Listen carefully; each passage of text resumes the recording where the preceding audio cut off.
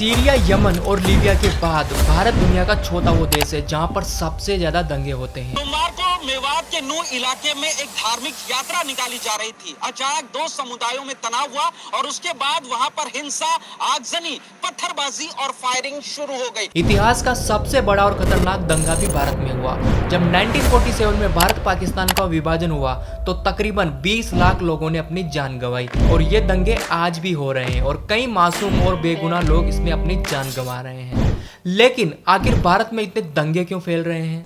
15 minute के लिए police को हटा लो, बता लेंगे किसमें हिम्मत है, कौन ताकतवर। एनसीआरबी के एक रिपोर्ट के मुताबिक साल 2021 में भारत में दंगों के 41,954 केस दर्ज किए गए, जिनमें लगभग 1.5 लाख लोगों को गिरफ्तार किया गया।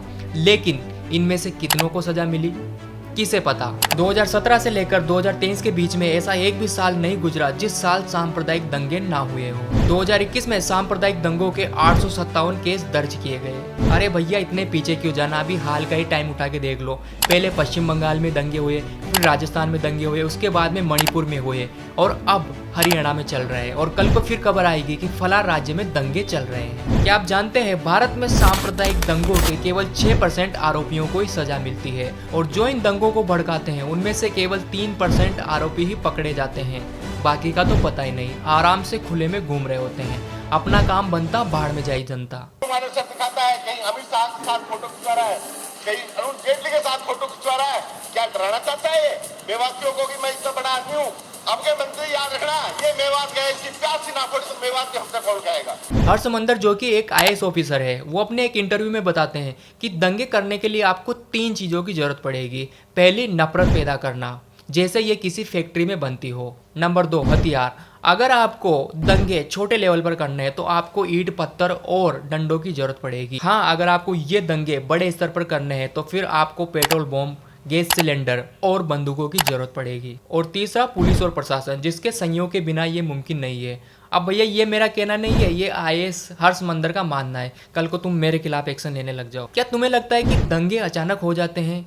क्या किसी एक समुदाय ने दूसरे समुदाय को कुछ बोला और दंगे हो गए? ये पूरी एक सोची समझी प्लानिंग होती है जो लगातार कई महीनों से चल रही होती है। पुलिस विभाग में एक डिपार्टमेंट होता है जिसे हम लोग इंटेलिजेंस ब्यूरो या फिर खुफिया पुलिस कहते हैं। तो क्या इनको इस बात की भनक नहीं लगी? क्या ये घोड़े बेचकर सो रहे थे? गैर जिम्मेदार अनासिर तत्वों ने वो उसका जवाब भी दे रहे थे कि आ जाओ हम देखेंगे। वो कह रहे थे हम आ रहे हैं, स्वागत नहीं करोगे। ये सब चीजें चल रही थी। 31 जुलाई को जब हरियाणा के नू में दंगे हुए, उससे एक दिन पहले सोशल मीडिया पर कई सारी पोस्ट की गई थी और जिन पोस्ट को देखकर एक बच्चा भी बता सकता था कि भैया इस जगह पर कुछ गहरा षड्यंत्र चल रहा है, कुछ बड़ा करने की साजिश चल रही है। लेकिन पुलिस को इसकी खबर नहीं पड़ी। इनपुट में एडिशनल जो एसपी है उनको भाई फोन करके मैंने कहा कि ऐसे हालात है सोशल मीडिया पर, आपको इनपुट है कि नहीं? उन्होंने कहा कि है, सुनिश्चित कर लें कि हम किसी गलत तत्व को यहाँ एंटर नहीं होने देंगे। आप कई सारी ऐसी पोस्ट और वीडियो देख सकते हैं जिसमें लोग एक दूसरे को भड़का रहे हैं। कई सारी ऐसी पोस्ट देख सकते हैं जिसमें ये पूरी प्लानिंग की जा रही है कि किस तरीके से हमें इस पूरे दंगे को अंजाम देना है। जब इतनी गहरी साजिश चल रही थी तो क्या पुलिस सो रही थी? लेकिन हमारे देश की विडंबना देखो, जब इन दंगाइयों ने पब्लिक और प्राइवेट प्रॉपर्टी को तोड़ फोड़ दिया हो, जब इन दंगाइयों ने लोगों को मार डाला हो और कई सारी गाड़ियों को जला डाला हो, उसके बाद में हमारी पुलिस एक्शन में आती है। उसके बाद में इन जगहों पर पुलिस प्रशासन, सीआरपीएफ, सेना और दुनिया भर की जितनी भी जो सुरक्षा एजेंसी है ना, वो यहाँ पर पहुंच जाती है। मतलब ये तो वो वाली बात हो गई कि चोर बैंक को लूट कर निकल गया, उसके बाद में पुलिस आई। जब मालूम था कि दोनों तरफ से धमकियां दी जा रही है तो पुलिस ने कार्रवाई क्यों नहीं की? नूह जो कि एक संवेदनशील इलाका है, तो वहां पर आखिर एक धार्मिक यात्रा को निकालने की इजाजत क्यों दी गई? और चलो ठीक है, इस यात्रा को निकालने की परमिशन दी गई, तो फिर पुलिस ने कड़े इंतजाम क्यों नहीं किए? पहले हमारे देश में आए दिन आतंकी हमले होते थे और अब आए दिन दंगे हो रहे हैं। अब दंगे केवल धार्मिक और सांप्रदायिक नहीं होते जिन्हें कि तुम हिंदू मुस्लिम कहते हो, ये कई प्रकार के होते हैं। आओ मैं तुम्हें थोड़ा सा पीछे लेकर चलता हूँ। तुम्हें मालूम होगा लगभग 1 साल पहले जब सरकार ने अग्निवीर योजना निकाली थी, क्या हुआ याद है कुछ, या फिर भूल गए?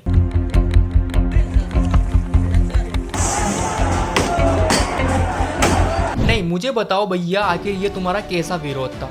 तुम लोग सरकार को पत्र लिख सकते थे, तुम लोग शांतिपूर्ण अनशन पर बैठ सकते थे, तुम लोग एक शांतिपूर्ण तरीके से एक विरोध यात्रा निकाल सकते थे, तुम लोग कैंडल मार्च कर सकते थे, तुम लोग मीडिया से बात कर सकते थे। अरे भैया, आप कई सारे शांतिपूर्ण तरीकों से गवर्नमेंट के सामने अपनी बात रख सकते हो, लेकिन ये क्या, तुम रोड पर खड़ी गाड़ियों में तोड़फोड़ कर रहे हो, दुकानों को लूट रहे हो, उनको जला रहे हो और लोगों को मार रहे हो। यहाँ तक कि तुम ट्रेनों को जला रहे हो। अरे ये ट्रेन क्या तुम्हारे बाप की प्रॉपर्टी है? ये तुम्हारी संपत्ति है? ये हमारा पैसा है, ये हमारी संपत्ति है। जब हम कोई चीज खरीदते हैं ना, और उससे जो टैक्स जाता है, उससे ये राष्ट्र बनता है। तुम्हें क्या लगता है ये लोग जो हाथ में डंडे और पत्थर लेकर घूम रहे हैं, ये स्टूडेंट है, ये गुंडे हैं, ये चलते फिरते राक्षस है, ये एक गंदी नाली के कीड़े हैं जो जिस थाली में खाते हैं उसी में छेद करते हैं। ऐसे लोगों को तो नॉर्थ कोरिया जैसे देशों में भेजना चाहिए ताकि इन्हें पता चले इनकी असली औकात क्या है। पर भैया, हम तो दंगों को अपराधी नहीं मानते, हम लोग तो दंगों को अपनी अभिव्यक्ति की आजादी का एक साधन मानते हैं। हमारा युवा का बात कोई ना सुनेगा तो हमारा आंदोलन जारी रहेगा। अगर हम फौज में नहीं गए तो उसके लिए मरना शहीद रहेंगे। हम लोग तो इसे अपने हक की लड़ाई मानते हैं ताकि सरकार हमारी बात सुने। पूरी किया जाए, नहीं तो हम लोग गलत स्टेप ले लेंगे, हम युवा तो देश बर्बाद कर देंगे। अरे भैया, ये लोग जब ट्रेनों और गाड़ियों को जलाएंगे तभी तो सरकार को पता चलेगा कि हम लोग उनका विरोध कर रहे हैं। और भारत में तो हम लोग जो दंगे होते हैं उनको क्राइम ही नहीं मानते। हम लोग मर्डर, रेप को तो क्राइम मान लेते हैं, लेकिन दंगों को क्राइम नहीं मानते। हम लोग इसे मानते हैं कि ये तो हमारे हक की लड़ाई है। भाई, जिन लोगों ने इन ट्रेनों को फूका था उन लोगों ने भी कभी ना कभी ट्रेन में यात्रा तो जरूर की होगी। तो जब आप लोग संपत्ति का यूज कर रहे हो तो आपको उसकी सुरक्षा करनी चाहिए, न कि आपको उसे जलाना चाहिए और उसे कोई क्षति पहुंचाना चाहिए। लेकिन नहीं, इन लोगों का मानना है कि भैया दंगा तो एक तरीका होता है जो हमारे हक की लड़ाई के लिए होता है, जिसमें ये ट्रेनों और गाड़ियों को जलाते हैं, निर्दोष लोगों को मारते हैं जिनमें उन लोगों की कोई गलती नहीं होती। क्या आपने सुना कि इनमें से किसी दंगाई को पकड़ा गया हो, या फिर इनके पीछे जो मास्टरमाइंड था उसको पकड़ा गया हो? उसका नाम आपने सुना हो? किसी को पता नहीं चला कि इन दंगों के पीछे मास्टरमाइंड कौन था। कोई गुनाहगार नहीं पकड़ा गया और बस यही कारण है कि हमारे देश में दंगे होते हैं और आगे भी होते रहेंगे, क्योंकि अपराधियों के दिमाग में खौफ ही नहीं है। इन दंगाइयों को लगता है कि चाहे कुछ भी करो, हमारा कोई बाल भी बाका नहीं कर सकता। क्या आपको मालूम है, अकेले बिहार में इन दंगाइयों ने ट्रेनों के 60 बोगीज को जला दिया। इसके अलावा इन्होंने 13 इंजनों को भी जलाया। पूरे देश में रेलवे को 700 करोड़ का नुकसान हुआ। आज से लगभग 3 महीने पहले 3 मई 2023 को मणिपुर में दंगे शुरू हुए जो कि कुकी और मेतीस के बीच में थे। इन दंगों में 181 लोगों की मौत हुई और 300 से अधिक लोग घायल हुए। तकरीबन 60,000 लोगों को अपना घर छोड़कर भागना पड़ा। 400 चर्चों में तोड़फोड़ की गई और 17 मंदिरों को नष्ट किया गया। कितनी महिलाओं के साथ वॉयलेंस और दुष्कर्म किया गया। जब ये वीडियो वायरल हुआ तो लोगों में बहुत आक्रोश था। कई सारे लोगों का खून खोल गया और इस मुद्दे पर हर कोई अपना अपना ज्ञान पेल रहा था। लेकिन फिर थोड़े टाइम बाद में सब ठंडा हो गया। लोग अपने अपने काम पर लग गए और इस मुद्दे को भूल गए। लेकिन क्या इनमें से किसी आरोपी को कोई सजा हुई? अभी तक इन पे केवल सुनवाई चल रही है और इस मुद्दे की वजह से जो मेन मुद्दा था ना, दंगा, वो तो पूरी तरीके से छिप गया। अरे भाई, जिन लोगों ने दंगा किया, जिन लोगों ने प्राइवेट और गवर्नमेंट प्रॉपर्टी को नुकसान पहुंचाया, जिस भीड़ ने निर्दोष लोगों को पीट पीट कर मार डाला, क्या उनमें से कोई पकड़ा गया? उनमें से किसी को कोई सजा मिली? नहीं पकड़ा गया। इसी वजह से दंगे होते हैं और आगे भी होते जाएंगे। दिल्ली में साल 2020 में दंगा हुआ एंटी सिटीजन अमेंडमेंट एक्ट के विरोध में। इन दंगों में 53 लोगों की मौत हुई और 200 से अधिक लोग घायल हुए। इस तस्वीर में आप साफ देख सकते हैं कि एक आदमी के हाथ में बंदूक है। राजस्थान के जोधपुर में एक मूर्ति पर एक धार्मिक झंडा लगाने के विवाद में दंगा शुरू हो गया। दंगाइयों ने तेजाब की बोतलें फेंकी, तलवारें लटकाते हुए पूरी सड़क पर उत्पात मचाया और एक आदमी बाइक पर जा रहा था जिसकी कोई गलती नहीं थी। एक दंगाई ने उसकी पीठ पर चाकू घोंप दिया और एक 12 साल की लड़की जो सड़क पर खड़ी थी, दंगाइयों की नजर उस पे पड़ी। वो लोग उसे मार ही डालते, लेकिन एक आदमी ने हिम्मत करके उसको बचा लिया। अभी हरियाणा में भी यही चल रहा है। दंगाइयों ने प्रॉपर्टी को खूब नुकसान पहुंचाया, लोगों की दुकानें लूटी और वाहनों में आग लगा दी। लोग एक दूसरे पर आरोप लगा रहे हैं कि भैया इसकी गलती थी, उसकी गलती थी। लेकिन जरा सोचो, ये गाड़ियां सरकारी संपत्ति नहीं थी। ये गाड़ियां कुछ लोगों की कड़ी मेहनत का फल थी। लोगों ने 1-1 रुपया जोड़कर इन गाड़ियों को खरीदा था और कई सारे लोग अब भी इन गाड़ियों की किस्तें चुका रहे होंगे। जरा सोचिए, अगर कोई दंगाई आपके वाहन को इस तरीके से जला दे तो आप पर क्या बीतेगी। वेस्ट बंगाल में जनवरी 2021 से लेकर जून 2022 तक इन 18 महीनों में 65 सांप्रदायिक दंगों के केस दर्ज हुए हैं। आज से लगभग 16 महीने पहले राजस्थान के करौली में भी दंगे हुए थे, जिनमें 181 मुकदमे दर्ज किए गए और इनमें 129 आरोपित थे। लेकिन इनमें से कितनों को पकड़ा गया?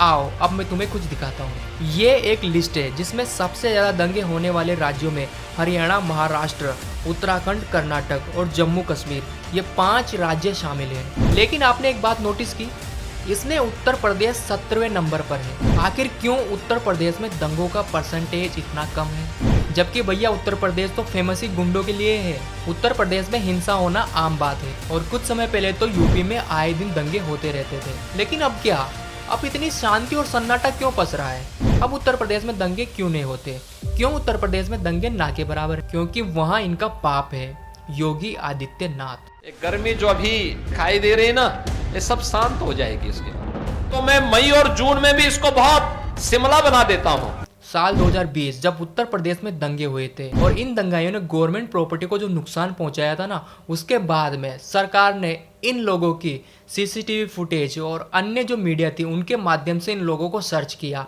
और इनकी तस्वीरें शहर के बड़े बड़े होर्डिंग बोर्ड पर लगाई ताकि सबको पता चले कि भैया ये दंगाई है और इन दंगाइयों ने हमारे देश की संपत्ति को नुकसान पहुंचाया है। और आज देख लो यूपी में दंगे ना के बराबर। लेकिन भैया इसके लिए सरकार की इच्छा शक्ति मजबूत होनी चाहिए।